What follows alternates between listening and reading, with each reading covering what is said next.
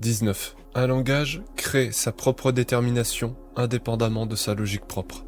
Autrement dit, le langage, indépendamment de toute volonté, crée sa propre détermination du seul fait de son usage. En un mot, la condition même d'un système de signes exprime une certaine logique propre à son langage, et l'usage de ce langage par des sujets va leur imposer des déterminations qui ne trouveront pas dans les règles strictes de son expression. Par exemple, en anglais, il existe ce qu'on appelle des contractions, c'est-à-dire le regroupement de deux mots en un seul comme don't, do plus not, ou isn't, is plus not. Ce genre de contraction devient règle courante dans la pratique de l'anglais, et ce à un point tel que, à la question « quelle heure est-il ?», ce ne sera pas anglais de répondre « I do not know », je ne sais pas. Ce serait un usage impropre de la langue.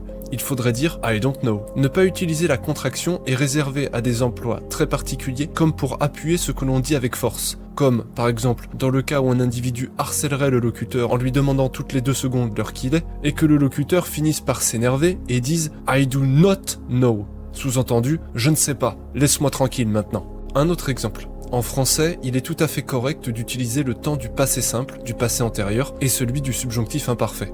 Mais certaines formes de ces 3 conjugaisons sont tellement alambiquées que cela devient bientôt ridicule que d'en faire usage, et que même la littérature y prend beaucoup de prudence. Si, par exemple, au détour d'une conversation, quelqu'un devait dire « Hier, vous êtes arrivé en retard au travail. Vous eûtes pu arriver plus tôt ». Tout le monde se regarderait médusé en se demandant pourquoi il parle comme ça. S'il devait continuer en disant « À cause de vous, nous eûmes beaucoup plus de travail et nous n'eûmes pas le temps de bien manger. Pour être plus actif, il eût fallu que nous mangeassions plus longtemps. » Dans une telle situation, tout le monde aurait envie de le prendre par l'épaule et de lui dire gentiment « Mon ami, tu sais parler français, c'est très bien, mais aucun Français ne parle comme ça. » On le considérerait au mieux comme quelqu'un d'un peu zélé qui chercherait à faire bonne impression, au pire comme quelqu'un de la plus profonde pédanterie.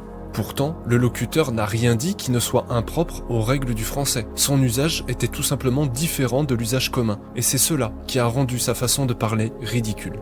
En un mot, l'usage d'une langue crée ses propres déterminations, qui ne se trouvent pas dans l'expression stricte des règles qui en déterminent l'expression. Par suite, ce qui au début était un usage devient bientôt une règle, et c'est un usage impropre que de ne pas l'utiliser.